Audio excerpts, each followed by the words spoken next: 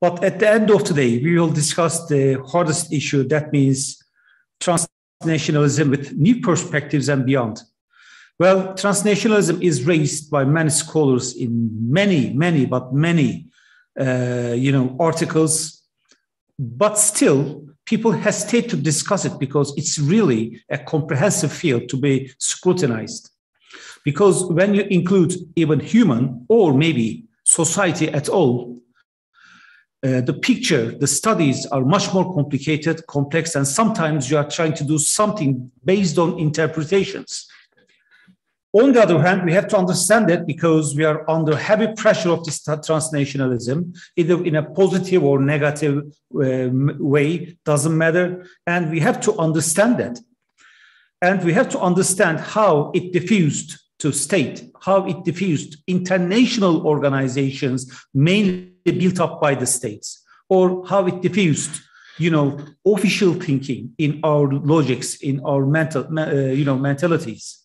So in this case, regarding transnationalism, I would just want to, present 4 different things that exactly matches with the interpretations of this phenomena. The first one is deborderization, mainly right after the Cold War. And we were discussing, as you know, as a second issue, globalization. And third, there was a resistance for globalization, and it was globalization. And now we are still in a phase assessing reborderization. But community or society, or individual to community or individual to individual, however you match, it doesn't important. It has always, existed in these 4 different fields. And as right at the very beginning of this conference, somebody told about 1975 Helsinki conference. I think it was Ambassador Tho. Well, yes, it was correct. It facilitated family-to-family relations, unification of families, or social and cultural interaction. And it was somehow, facilitated a political erosion. That means state was unable to manage internal dynamics afterwards. But it took maybe, 15 years just to have Soviets collapse. In this sense, the current globe, like spread of economic, political, or cultural processes surpassing the borders of the state, is a phenomenon, is a reality. Or the development is such level that it accelerated that we can't imagine. Or connections, well, it's beyond the limits. I mean, you can easily find a friend and spread a piece of information or a belief. Or exchange and interaction is in any form. I mean, not only in the form of goods or, tourism or etc., but in any form.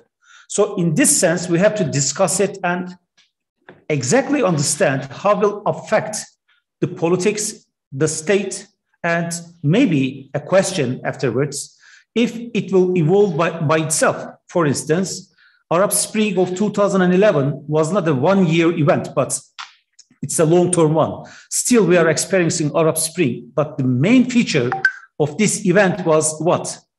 It was leaderless street movements. I mean, there's no significant leader in any of the countries in the Middle East. Then it was society led by, regular individuals, but very limited to the streets or maybe some sorts of rounds or, something like that. I mean, so we have to understand it because it's something that can change the regimes and also the structure of the states with stability or instability. So I would like to pass, after all, word to Ambassador Gheorghe Magheru, member of the Scientific Council of New Strategy Center and former political director of Ministry of Foreign Affairs of Romania. I know that you are experienced in terms of assessing transnationalism or societal upheavals witnessed not only in the Middle East, but, Caucasus, in the Black Sea region, etc. So, sir, what is your point of view? Because I know that you directly experienced it. And the floor is yours, sir. Your microphone, sir, unmute, please. Yeah. There you are. Yes. Can you hear me now? Yes. Thank you so much, Dr. Aslan.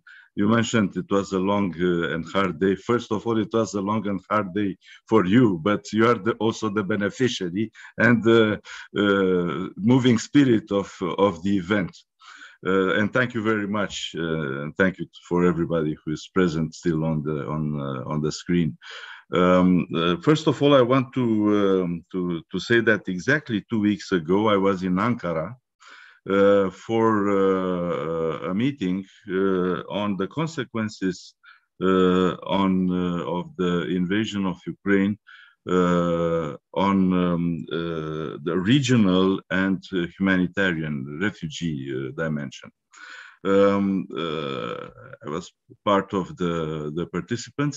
What was interesting in the event, not only the event as such, organized by the Directorate for Communications of the presidential administration, it was the concept looking at the present situation generated by the invasion of Russia and Ukraine from regional angles. One was the eastern flank, naturally Turkey, but it will be a series of events comprehending the whole area impacted by the invasion of Ukraine.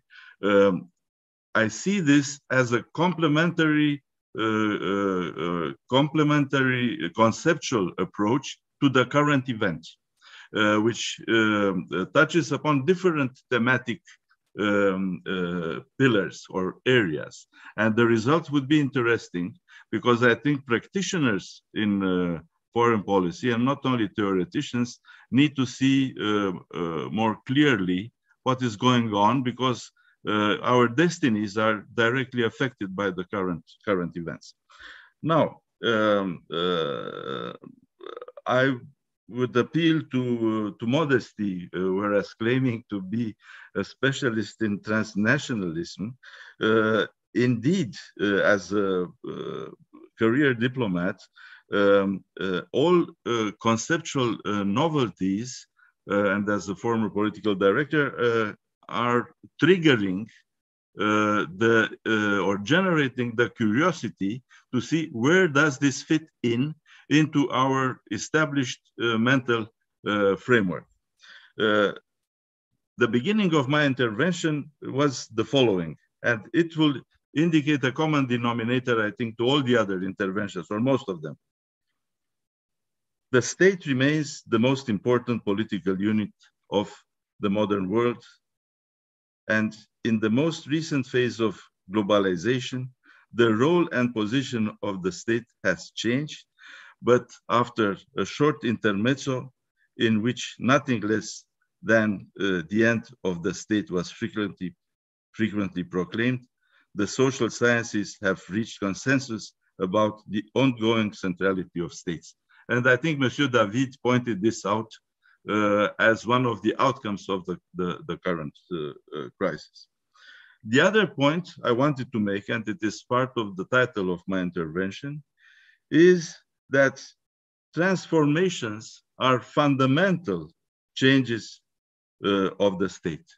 And here we are confronted, because I was trying to look at our topic, transnationalism, and see which is the conceptual binder. From my point of view, the conceptual binder and the reference is still the state. Because, as you rightly said, we are not yet able to evaluate the internal structure or unique internal structure of this crystal, which is always dependent on another source of reference. Basically, most of the references are made to globalization. Or during the discussion today, it resulted that globalization, as it was perceived And I think here we owe it to Francis Fukuyama with the end of history, which was mentioned in your concept, was perceived as, how to say, a vessel reaching a peaceful harbor after the rough seas of world history. Well, it seems that the ship is again on rough seas. But I owe it, and we owe it to Mr. Fukuyama. We are speaking here of the early Mr. Fukuyama, because the later Mr. Fukuyama was dealing with tribalism, with identity, and I read his last article written in Skopje, which will come to one of my topics, there was Balkans, in which he was mentioning, referring to Russia preparing for defeat. He was not speaking of military defeat, he was speaking on his vision on the global society, the development model. And here he returns to the early Fukuyama, which are the basic tenets of the modern society. Now, I mentioned two geographical areas as a possible theme, which in no way can be exhausted in a couple of minutes. That is the Black Sea region and the Western Balkans, for two evident reasons. One, Romania is, let's say, one of the countries in the eye of the maelstrom. We have probably the longest terrestrial border of EU and NATO with Ukraine, and we have a long border with Moldova. And after Poland, I think we hosted most of the refugee transiting from the Ukraine, cumulated with those from Moldova. By the way, the Turkish authorities know very well, and they have been on the spot, and they know the situation of the refugees in the Black Sea and Romania also. Now, this is one point. The other one is why fixing on the Black Sea and the Western Balkans? Another very simple reason, historically, the big bang of the end of the Cold War was marked by two major processes of the emergence of new states in Europe. And here we have to recall, like it or not, that Europe has had the gift and the generosity to offer most of the big wars. We are specialists, as we are specialists in international law, precisely because of this reason. Referring here to multilateralism and regional, how to say, subspecies of multilateralism in international law, to which Minister Meleshkan was referring earlier.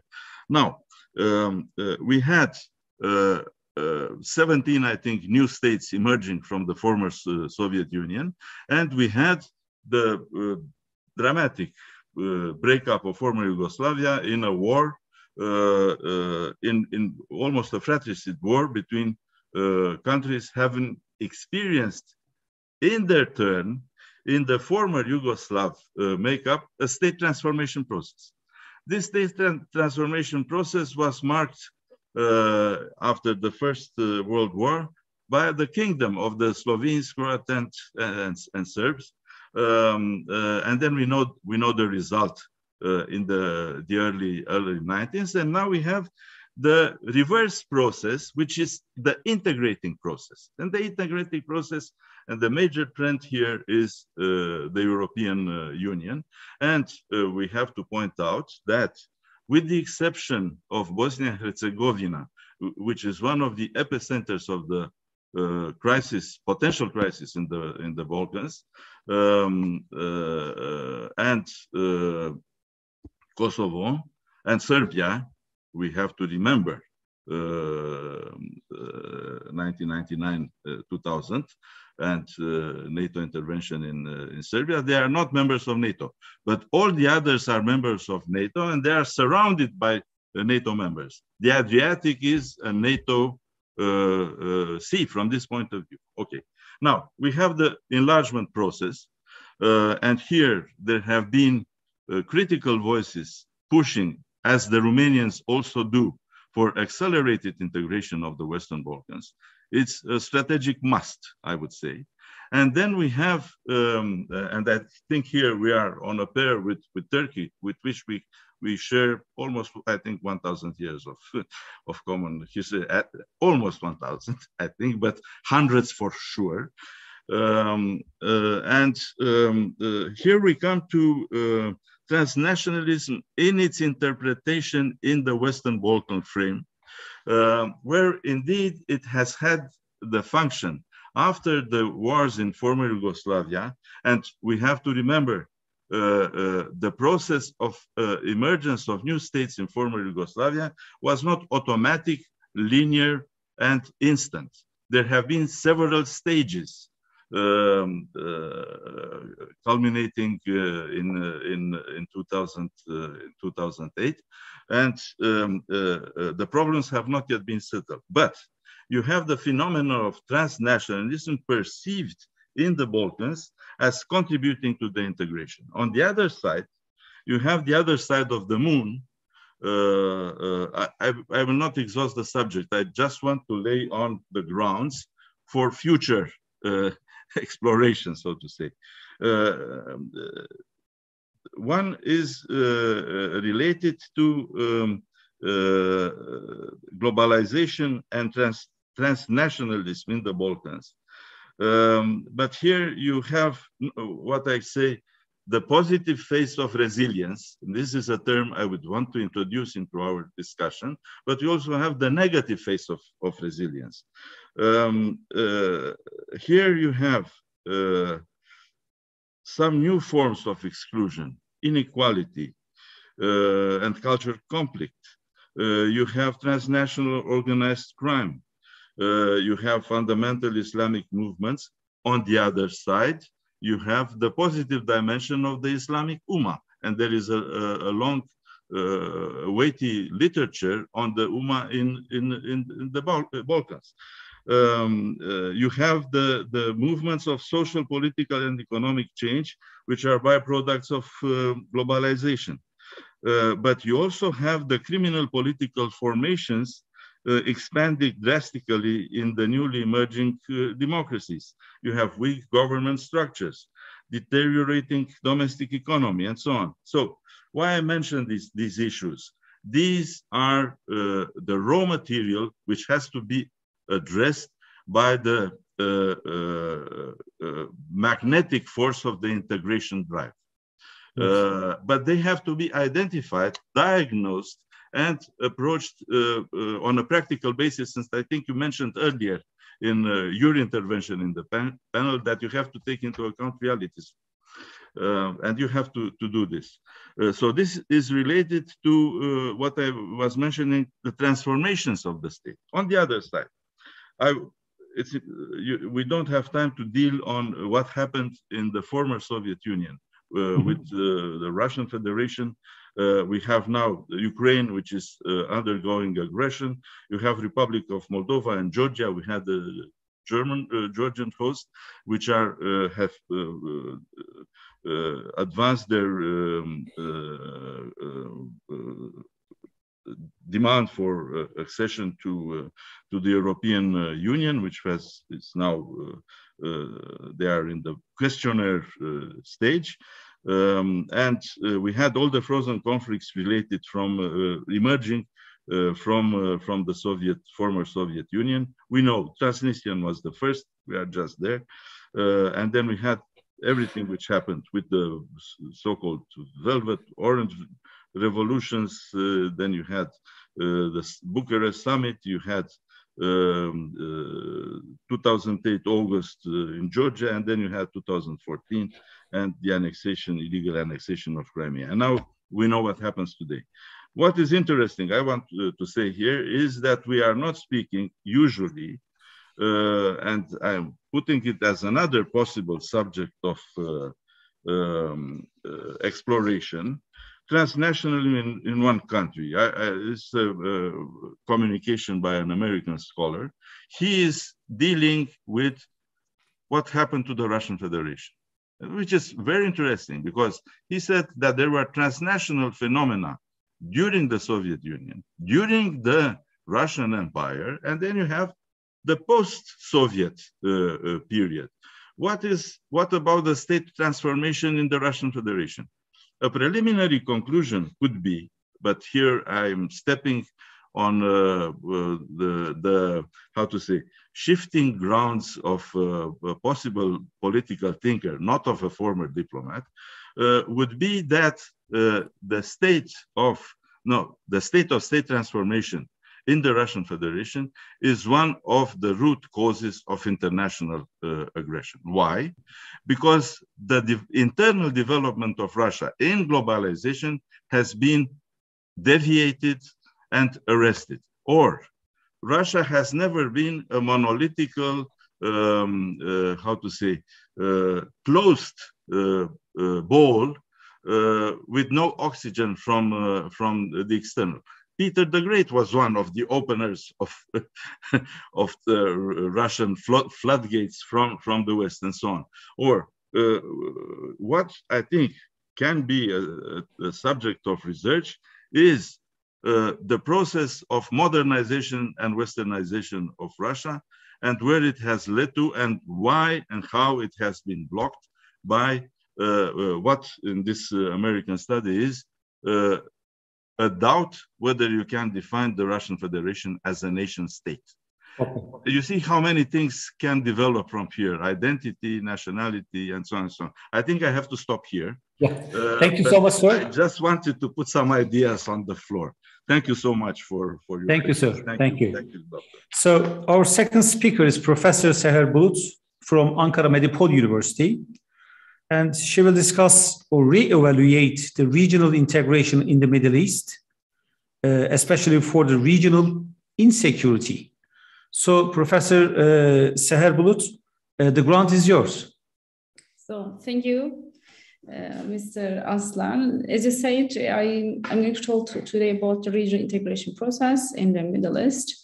And I will try to examine this phenomenon as a cause for regional security or insecurity. Yes, my interest in research includes Israel foreign policy. So that's why after talking about my understanding of regionalism in this concept, I will focus on these countries' regionalism understanding in a narrow framework. Well, in general terms, as you know, we can define regionalism as a process, and through which we saw that the regional geographical regions became some units, significant units. It is sometimes in political or sometimes in economic units. And in its history, we saw that it has taken a number of forms, such as security regionalism, or political regionalism, or economic regionalism. And in today's international system, we saw that neighboring states, neighboring countries, not only in the Middle East and across the globe, tend to attribute some clusters, regional or sub-regional clusters, and it's the most important task, the most important aim of building by this regional or sub-regional cluster is actually to improve the capability of these countries to stand up of new challenges which is coming from today's modern international system. But also we witnessed that there are some changes by understanding of regionalism, and today's changing environment, political, societal, and economic environment provides some opportunities for opening new dimensions of regional cooperation. Yes, there are some phenomena to today's world. There are such the demand for democracy, or demand for social justice, or demand for reduction of unemployment. And all these phenomena, we can safely conclude that are likely to exert greater pressure on the political actors, and all this phenomenon try to explore. After all this phenomenon, we saw that the political actors across the globe try to explore new ways to foster economic growth. Yes, but it is a case in the Middle East or not, it is an open question. So that's why it means I want to deeply focus on the case of Middle East in my presentation. Yes, if you're looking the fact regionalism from a Middle East perspective, first of all, it is suffice to say that there are countless academic books, there are countless academic articles which are proclaiming that the Middle East is a world region. But if you're looking in detail, the region is not clearly defined, as you know, and there's not a unique definition for the Middle East, or they're not generally accepted definition for the Middle East. So this situation is also reflecting that the region's understanding, the country's understanding of regionalism. So if you're looking in detail, we can see that there are intensive diplomatic activities across the Middle Eastern countries, but despite this situation, we can say that the regional structures in the Middle East are fairly underdeveloped. If you have a close look, firstly, start with the Arab League, for example. So we can say that the Arab League, during its history, has failed to contribute to the solution of major regional issues. The most important of them, as you know, the three Gulf Wars and also the Oslo peace process. We saw that the organization, the Arab League, did not play a significant role in the three Gulf Wars and also the Oslo peace process. Its contribution was not effective. Maybe as in another case, the Gulf Cooperation Council. You know that the Gulf Cooperation Council promotes coordination, integration, cooperation among the member states in different fields such as economy or politics or security, but is rather limited, so we can say. So what appears to be even more important is that regional integration in the Middle East lags far behind that in other regions. If you're looking at the other example, maybe the GAFTA, the Greater Arab Free Trade Area, or the MAFTA, the Mediterranean Trade Area, Mediterranean Arab Free Trade Area, they're all limited. But the region, Middle East, has also an exceptional country. And this country is different from the Arab countries. It is like an outsider of the region. So that's why maybe in my time for this presentation, for this conference, maybe I can try to attempt to clarify this country's understanding of regionalism as an exceptional country of the Middle East. Yes, we know that Israel possesses military capabilities, economic and political capabilities, and all these capabilities are significantly higher than those of any other Middle Eastern state. And there are no doubt that Israel defines the region's security agenda to a high degree. It is a reality. But on the other hand, if you're looking from a regionalism perspective, we can say that Israel's demographic capabilities are low. This country is not well integrated into the region. If you're looking at the reasons behind of the situation, there are different reasons behind of this situation. Firstly, space for regional cooperation was very limited, especially after the first Arab-Israeli war. As a result of this situation, we saw that Israel focused on the extra regional actors, especially the European countries come to the fore, such as Germany, France, and especially after 1967 war, we're calling also this war a Six-Day War. We saw that the USA and the Israel relations came to close. So it means from a perspective of regionalism, Israel could not enough contribute to the regionalism in the Middle East, but also we witnessed an important turning point.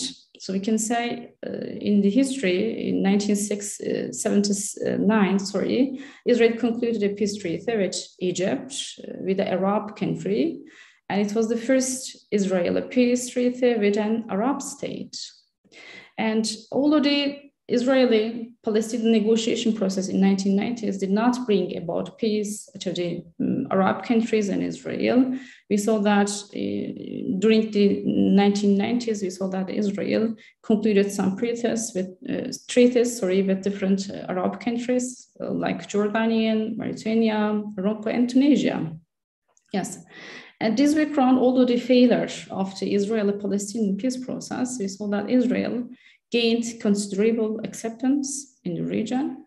And especially in these years, the relations between Turkey and Israel come to the fore. We saw that the golden age of the relations has started. Yeah.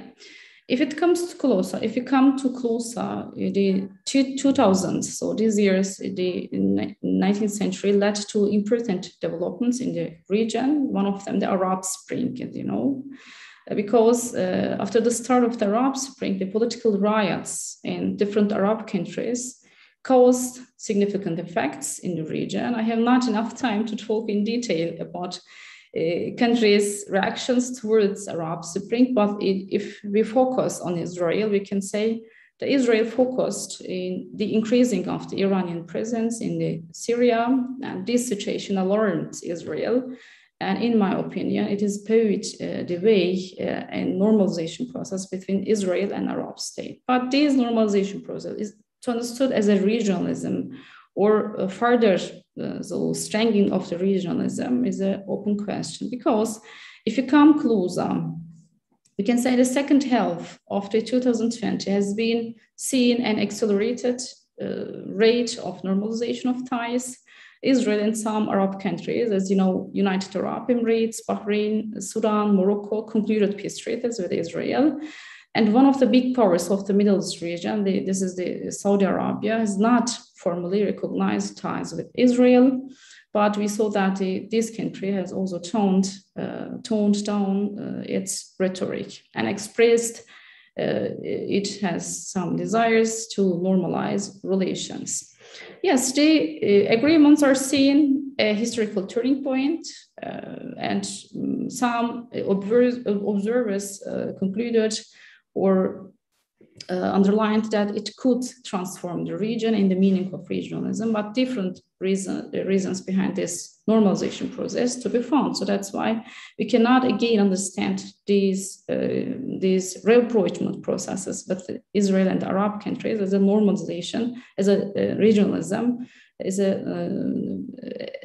a phenomenon which contributes to the regionalism. Yes.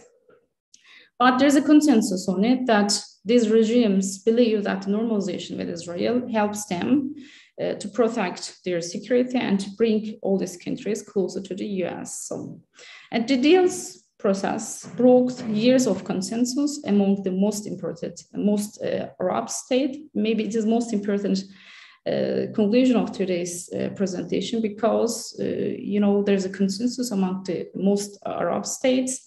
The official recognition of to accept Israel as an official partner in the region need to ending of occupation of the Palestinian territories from Israel and establishment the two-state solution on the 1967 border. But on the other side of the coin, show us that there's an exceptional regionalism created in the Middle East, and the economic relations between the MENA region, I mean the Middle East and the North Africa region, going on from the past. Because if you're looking at the data which is coming from the Israeli Central Bureau of Statistics, according to this bureau, we saw that the Israeli exports and some goods or some services to the MENA region are estimated a total of about $7 billion annually. So it is too early, so with this background, to say that whether it is a honeymoon or something that will measure or endure, but we saw that all countries in the regions after this deals process feels emboldened. Because projecting it is influence to different parts of the region, it is maybe can be seen as a first to be reckoned with of these countries on the world stage. But the Arab public opinion still refuses to recognize this country without a just cause of before the resolution of the Palestinian cause, and it stayed as a critical obstacle of the future of the relations of the countries. Yes. To conclude, I can say that although a normalization process started due to need to come together and talk about the problems of the region, or due to pressures which is coming from the international system, it is very difficult to say that the normalization also bring a new approach to the Middle East about revise or reaccess the regional structures. We saw that the status quo powers in the Middle East or in the region prefer to sitting on the fence and only to adopt do nothing exactly approach to regions' deep problems, to regions' deep problems. Yes, that's all.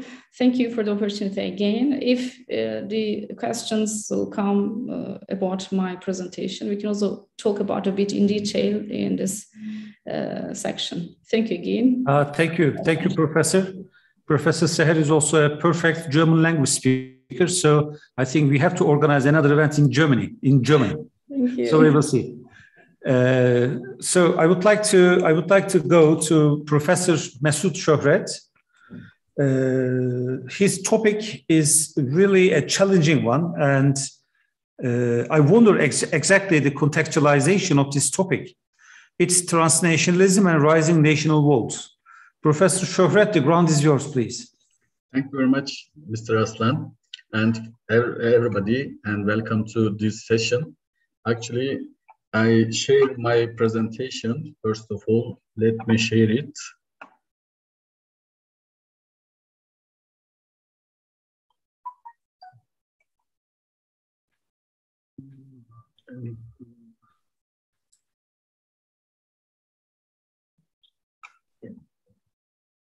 Yes, I think it's everybody can see, right? No, we just see your folders, but really? Not the PowerPoint, yes. All right, just a second.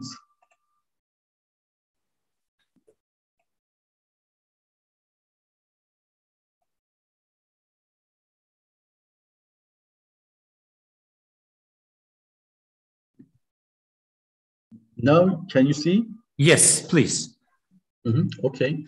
Thank you very much again, and giving this opportunity to share my ideas also. And my topic is transnationalism and rising national walls. Actually, it's a like contradiction because one side is transnationalism and another side is rising national walls. It's really a contradiction. That's why I try to explain it, how it is happening and why it's happening. I try to share my ideas actually. Transnationalism, understood as a phenomenon, a component of globalization, is a basically phenomenon that encompasses all activities, cover the social, economic, and political spheres, which count greater interaction and interconnectedness between the countries and continents, actually. And most scholars agree that transnationalism is a front law that concerns individuals and their formal, informal activities as a civil society. It challenges the centralizing tendencies of globalization and nationalism. However, this protects nationalism and tendency to protect national borders, increasing the world. In other words, while transnational activities are increasing day by day in the world, with the effect of the globalizations. On the other hand, the states prefer to build or raise their walls to protect the national borders. And why it is happening? All right, thanks to globalizations, international and transnational activities increasing, changing the pace that government and institutions cannot respond to with their traditions, structures, especially after Cold War. The development and expanding of communication and transportations means made the way smaller and revealed the intensity of interaction between the people while strengthening the world consciousness, actually. Transnationalism creates a greater degree of connections between the individuals, communities, and societies across the borders, bringing about the changes in the social, cultural, economic, and political landscapes of societies of origin and destination. After the end of the Cold War, all over the world, we expected that thanks to globalizations, country borders would be very, flexible, and people, money, as well as goods and services circulate easily to all over the world. But, however, with the inequalities brought about by globalizations and the emergence of the failed states, as we know, all these expectations are failed. And we see another phenomenon that we face it again. Yes, the circulation of the goods, services, and money can be easily, and they can go out, and they can, they can flow everywhere. Actually, it's easy, but it's difficult that the people cannot move anywhere without permission. And this shows that this cartoon is very interesting, and at the end of the Cold War, we, the people and liberal world, has destroyed the communism wall. Okay, this Berlin Wall. It was a symbol of the war actually at that time. But now, after the Berlin Wall, we can see many walls in the world, and how it is happening, and why it is happening. We try to understand this actually situation. And we can see some challenges actually. Moreover, the distribution of increased wealth is not even fair. Similarly, organized crime, drug trafficking, and terrorism, supported by the latest generation information technologies, have reached such dimensions that they pose threat to the security of all countries, including developed countries. You can see these inequalities, like when you look at the pictures, the left side, and one side is living in a better condition, and another side is living in the bad and worse conditions actually, and they are living together. And globalization and transnationalism maybe that brings the world in this age actually.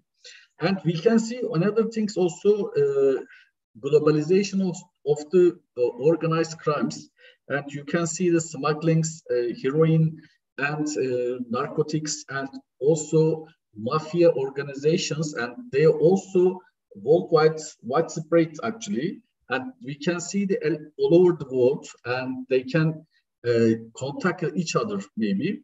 That's why this phenomenon, these globalizations cause as such, increase of organized crime actually.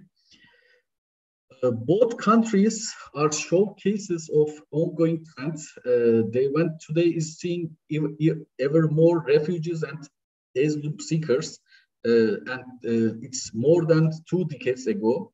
Political conflicts and effects of the climate change are among factors forcibly displacing people around the world, and situations look set to continue along this pathway. And you can see that these graphics, the number of migrants are increasing, refugees are increasing day by day, even every part of the world. And there is some, there's something going wrong actually. And what is the wrong things when we look at the things? And I think the world cannot be adopt itself to this globalization phenomenon, and also the transnationalism did not bring such a good thing for the people, and it's not affected their living standards actually. All right, the period of neoliberal globalizations, which means the increase in the free market circulation of the capital between the countries, causes several problems. And in the situations, underdeveloped and developing countries, the economic income distribution and poverty balances, and we can see these inequalities every country maybe, and every continent of every world, and we can see even in developed countries we can see these inequalities actually. Although chronic regressions of the globalizations cannot be mentioned in current conditions, it's possible to talk now as globalizations, as the cover of the economic magazine said that. And the world is, one side is going to globalization and another side is going to globalizations, and there is some challenges between them.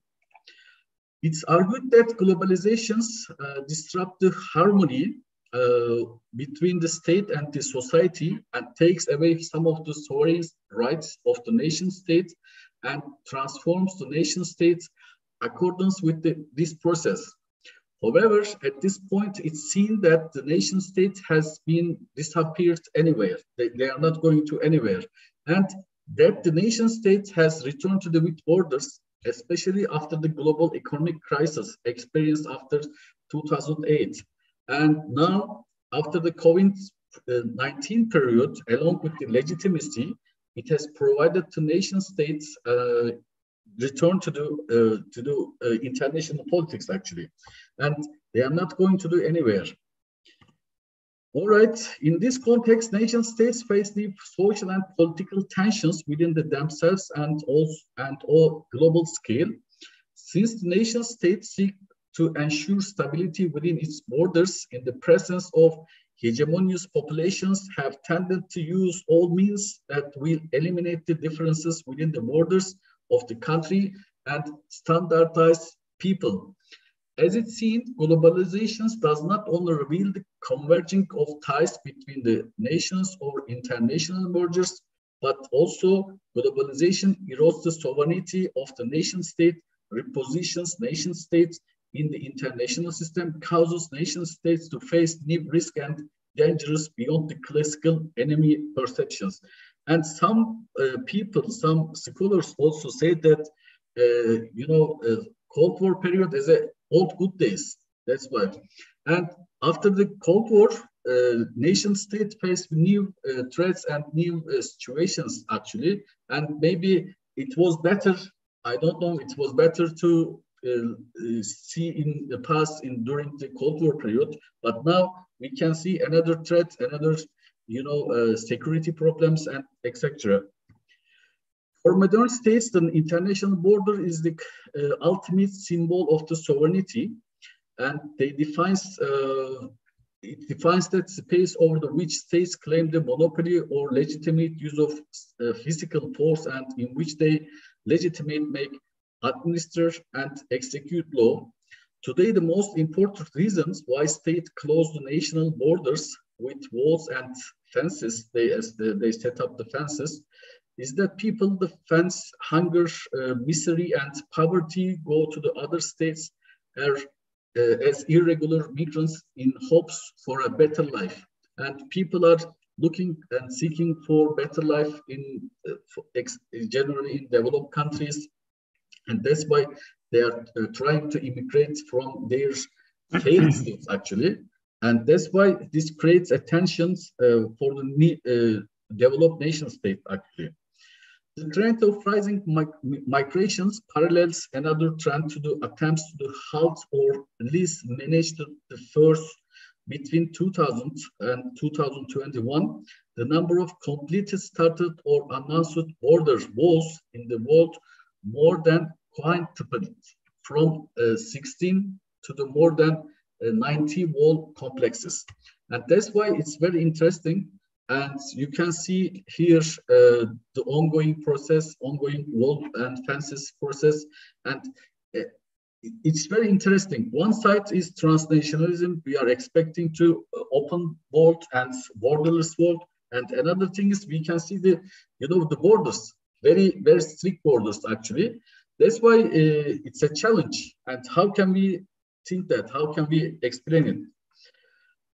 And Wendy Brown, what is driving wall building the frenzies of the nation states, frenzies farmers, the nation state today is larger the weakening of the state sovereignty, its rupture from the nation state. Newly built are not expressions of the resurgence of the nation state sovereignty, but rather symbols of its erosion. And you can see the why, what is a nation state or state, what is state? And this is like, state versus the nation. And that's why we can understand that motivation, we can understand the motivation of these borders and also fences, how it is, developing, how it is, set up by the state. And that's why we try to understand it. Although they may seem like exaggerated indicators of the nation-state sovereignty, they actually symbolize fear, vulnerabilities, uncertainty, or instability, revealing qualities that indicate dissolution of the sovereignty. It's a scheme that shows that soft power of which got lost with globalization and colonization activities in the late modern period could not be brought uncontrolled with law and politics, and that police measures and encirclement methods were used as remedy against this border control. International law and norms support these common conceptions that every state has the right to defend their borders. Actually, yes, it's true. Every state and border is a very important thing actually for the nation state. That's why today's Westphalian system is based on these borders and also the population. The states have recently started to erect the walls and accelerate rate. The walls are built to block the entry of unwanted entities. These unwanted entities means actually generally these refugees, these irregular refugees actually, and they don't desired by the states actually. And they're trying to stop these unwanted entities, and they are trying to use borders, and they are also using soldiers to be able to protect their, the territories. And I'm coming to conclusion. Although when we see this situation, although the borderless war, perhaps the most of a popular discourse of globalizations, remained valid for a certain period after the Cold War, but it started to evolve in a different direction, especially after the 2008 economic crisis. A communism, which has at the front of the global threat discourse of liberal democracies during the Cold War, has now left its place to the cultural religious attack hostile to the Hungary, the masses and Western values. The promises of a global united human world drenched in a sauce of liberal liberties bumps into the harshly reality of the world in which cement fence, surveillance, and containment have become the norm. The walls of pre-modern civilizations against the conquest of the barbarian tribes have now been replaced by the national walls against the poor, southern, and global terrorism. Globalization changing the nature of the nation and nation state, and therefore the fact that nation states have entered a crisis in a one way does not eliminate the alternativeness of the nation states. The rising walls in the 21st century stand against the ideology of transnationalism. These walls, which aim to prevent labor migration, global financial actors, and the flow of goods and services, today hold a mirror to the authoritarian face of nationalism. While this type of nationalism is combined with xenophobia, it also determines who and what is separated. Therefore, the walls have become the most important symbol of the paradigm shift in the 21st century. And in 1987, Ronald Reagan's order to demolish these walls for Berlin Wall has left its place to the Donald Trump's rhetoric that wall protect us. The fall of the Berlin Wall in 1989 had a great impact on society and the intellectual sector at the end of the 24th century, but now it's opposite. This echo of the globalization's capitalist market and liberal democracy with its integrations with technology and science, it was interrupted by the many as the removal of the obstacles to establishing a free world. When the wall came down, it was not just Germany, but the whole world that was united. This was due to the fact that globalization was seen as a route towards prosperity, peace, and stability.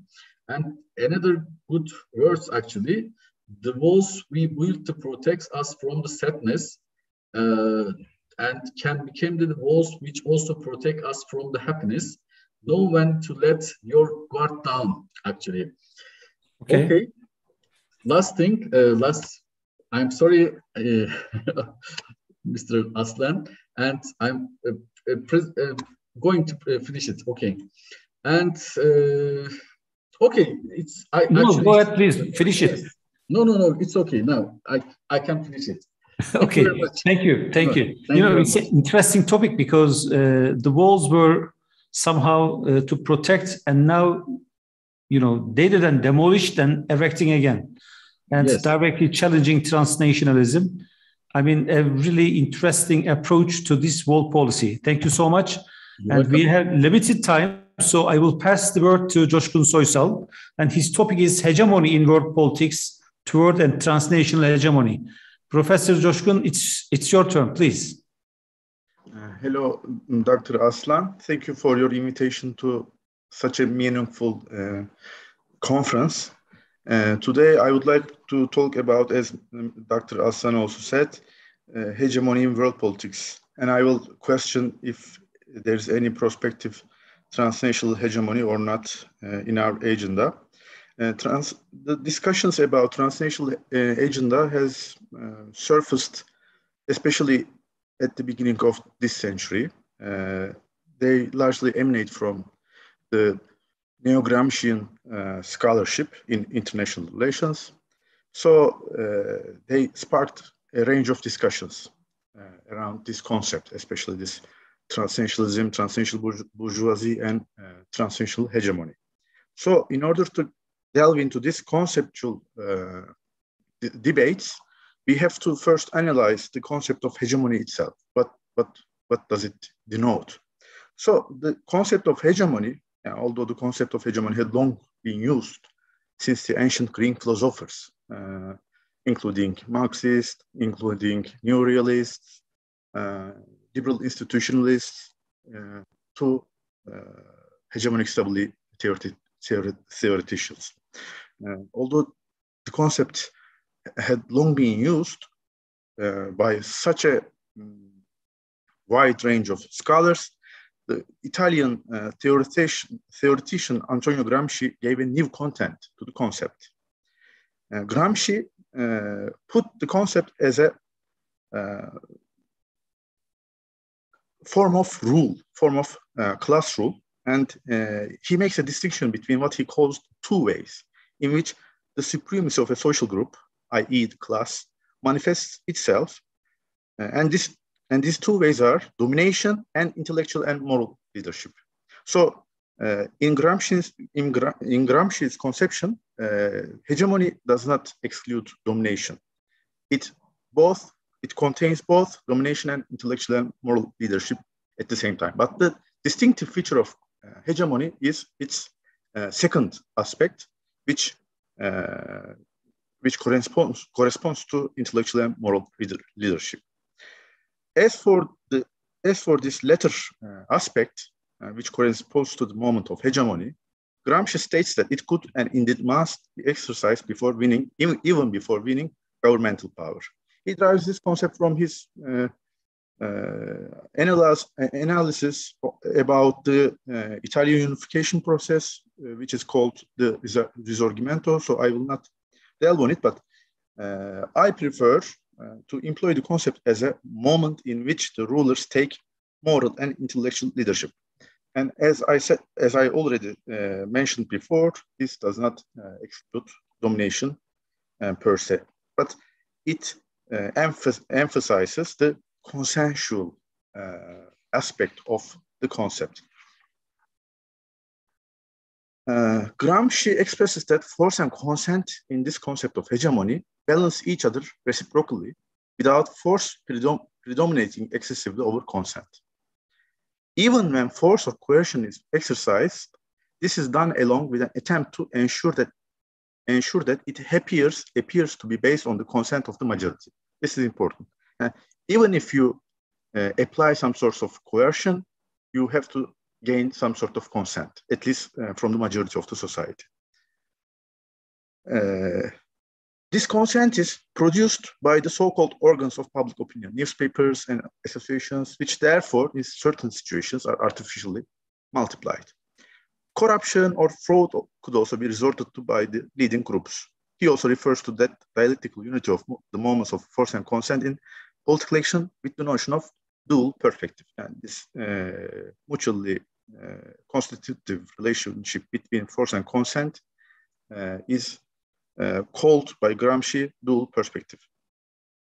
Hegemony involves the successful mobilization and reproduction of the active consent of dominated groups by the rulers through their exercise of intellectual, moral, and political leadership. Such leadership is articulated and exercised through the development of a national popular project. Such projects specify a set of policies or goals as being in the national interest. These policies or goals would actually serve the long-term interests of ruling groups, as they would also advance certain short-term, narrow economic and social interests and demands of subordinate groups too. It's at this point where Gramsci's later disciples or students formulate and employ the concept of hegemonic project. Hegemonic projects are very important in the maintaining or in the initial institutionalization of hegemonies, since the development of a specific hegemonic project, which would resolve the abstract problem of conflicts between particular interests and the general interest of various groups. Thus, I largely prefer defining hegemonic projects as national popular projects aimed at generating the active consent of subordinate social groups in favor of the leading social group and at socially mobilizing those subordinate groups for political purposes through policies or goals declared as being in the national interest. Having defined hegemonic projects as such, we should, before going into the discussion about transnational hegemony, we should also talk about some factors that enable hegemonic projects to be successful in building historical blocks. What are these factors? First, in order for a hegemonic project to successfully build a historical block, there are two main factors. One is the leadership, one is ideology, and the other one is the material aspect. The first one is the leadership aspect of hegemonic projects. This is mostly about which class or class fraction is to, or which social group is to lead over other social forces as envisaged by a particular hegemonic project. And this is very important. Any kind of social rule is exercised not in a direct, but rather in a mediated way. That's the importance of politics in this sense.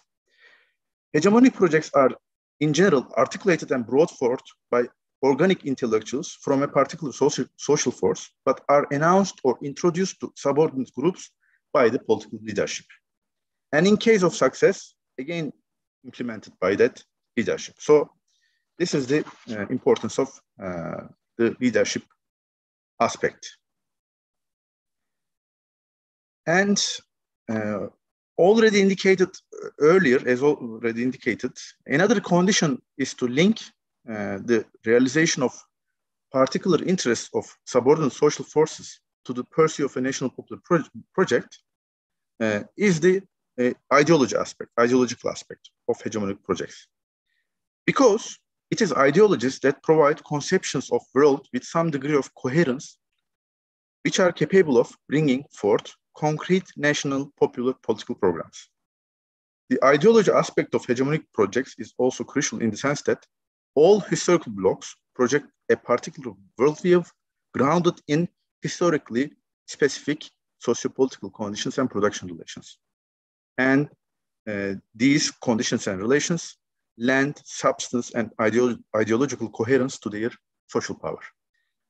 We can observe all these factors in the liberal international order, in the hegemonic institutionalization of the liberal international order. But I will discuss it too. Finally, although hegemonic projects need not be directly economic in character, or they don't need to give priority to economic objectives, material gains granted to subordinate groups and overall economic productivity would be decisive in their ultimate successes or failures, because successful hegemonic projects are in general the ones that have a close association with an appropriate accumulation strategy, or in other words, capital accumulation processes. Because for wealth to be distributed, and in order to distribute wealth to various social groups, you should produce it first. So your hegemonic projects are must always be in line with the dominant production regime. This last condition is related to the material aspect of hegemonic projects. In order to gain the active consent of subordinate groups, whether in domestic or international level, at international or domestic levels, you have to have a subtle material base for your hegemonic project. So, having examined the main tenets of the concept of hegemony, now we can discuss the transnational claim to transnational hegemony, the claim of the neo-Gramscian transnationalists. I will define hegemony at the international level as, before maybe I should say that the concept of hegemony has always some spatio-temporal limits, because even Gramsci uses the concept as the moment of hegemony. He sometimes uses the concept of moment as an aspect, dimension, but he also uses the concept of moment in order to show its temporality. So you can achieve a hegemonic leadership at any level, but to sustain it is very difficult. At the international level, especially with the emergence of Robert Cox's studies and other neo-Gramscian transnationalists such as William Robinson, Kees van der Pijl, Amsterdam School, etc., the discussion about an international hegemony, even a transnational hegemony, surfaced in debates around international relations, about international relations. Yet,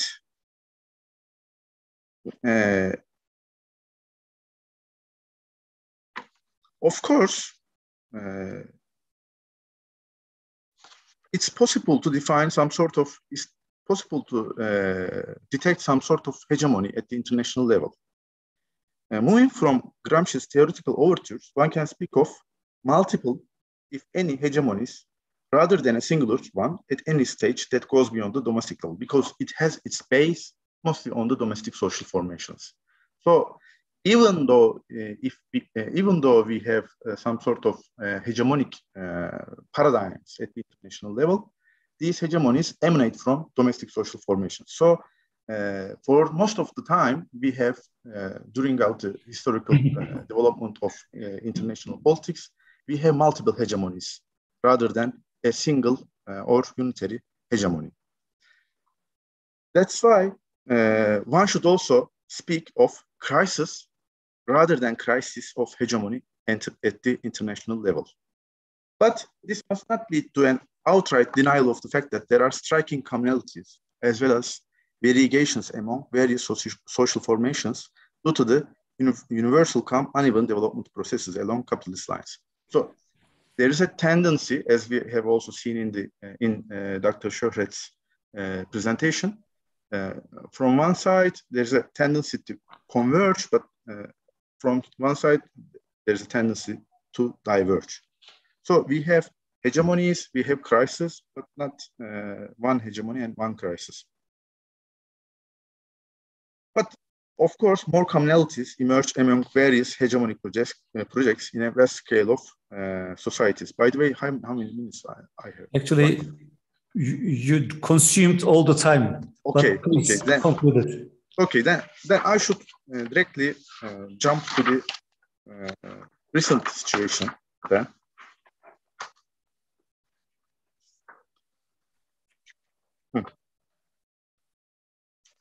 So far,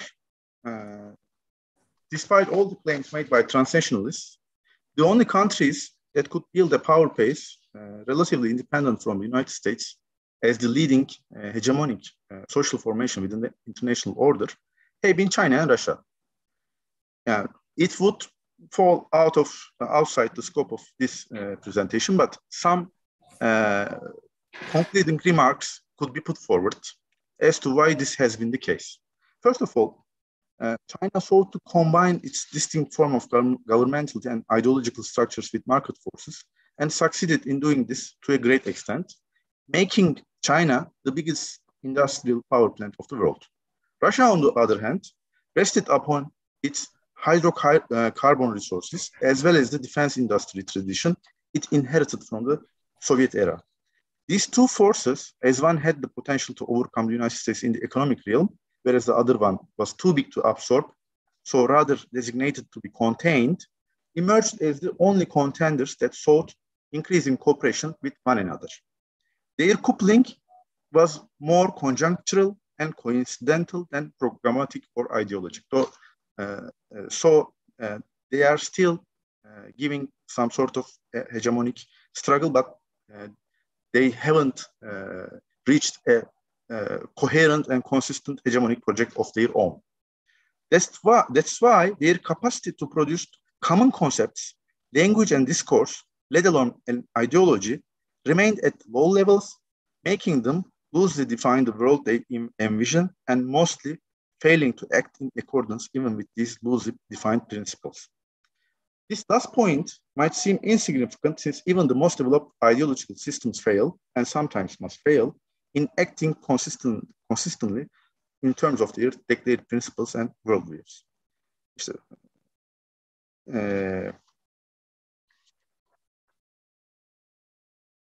Most probably, even if Russia and China would succeed to some extent, such a power bloc would only become dominant rather than hegemonic, resulting in discrepancies all over the world in ideological, moral, and intellectual aspects that constitute the dividing elements of hegemony.